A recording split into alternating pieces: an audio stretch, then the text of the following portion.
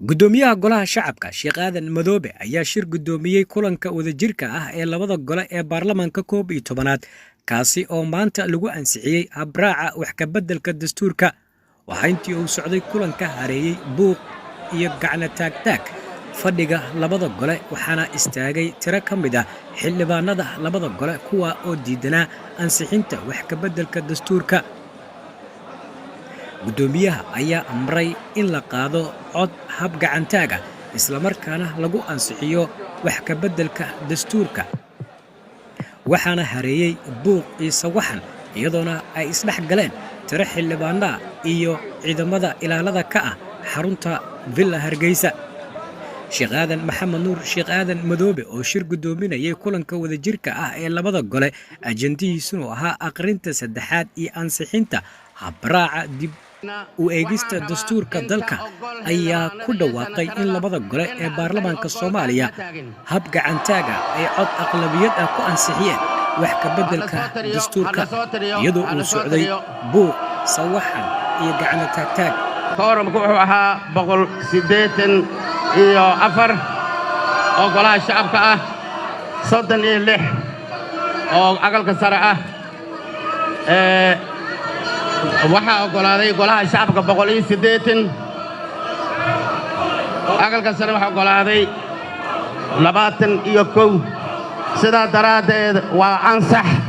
shirkan waa inoo xiran yahay intaa dabadeed waxaa saxaafadda bannaanka xarunta Villa Hargeysa kula hadlay qaar ka mid ah xildhibaanada labada gole oo taageersanaa in la meel mariyo isla markaana la ansixiyo wax ka beddelka habraaca dastuurka dalka iyadoona ay jireen xildhibaano kale oo diidanaa arrintaasi sharci darrana ku tilmaamayay oo warbaahinta la hadlay waa arkayseen baarlamaanka sida maanta loo yimid si weyn bay ahayd waxay daliil u tahay dadka Soomaaliyeed inay dastuurka danaynayaan waxay daliil u tahay inay hore u socdaan inay rabaan haddii aysan jirin xildhibaanada saaxiibadeen oo maanta qayliyay waxay tirsadeen oo ay ag fariisteen kooramkii markuu dhammaystirmay gudahay soo galeen ilaan waa iska warhaayeen 11 way ahayn maxaan samaynaa cod hadda ilaa arki mayne bahalkii aan qasna yiraahdeen ilma adeerayaalow saas uma shaqayso ma aha kada tuuradul ibil geela saas biyo looma siiyo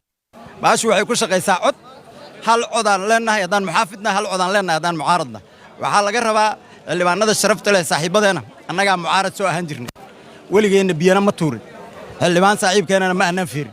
khudbadaan jeedin jirnay nimanka khudbadooda inaan dhegaysanaan rabnaa khudbadaha ha jeediyaan waxaa la leeyahay waxaad maanta aragteen waxaa huwanti la'aana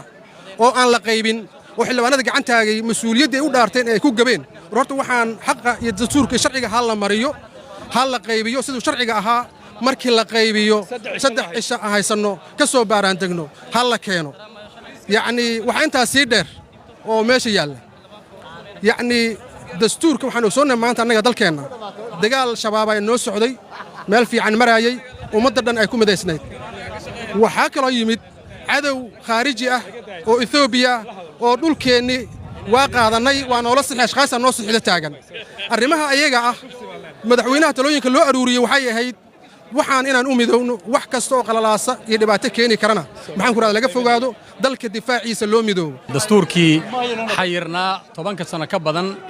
habraaciisii koowaad in maanta la ansixiyo waa guul Soomaaliya oo dhan u soo hoyatay waxaan si aad u cambaaraynaynaa falkii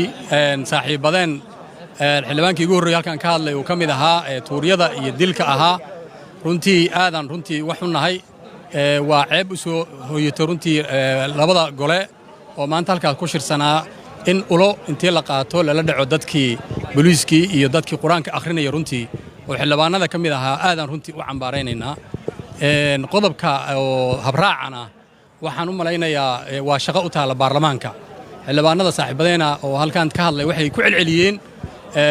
lalama tashanin siyaasiyiin looma idman dastuurka kumeelgaarka ku qoran tahay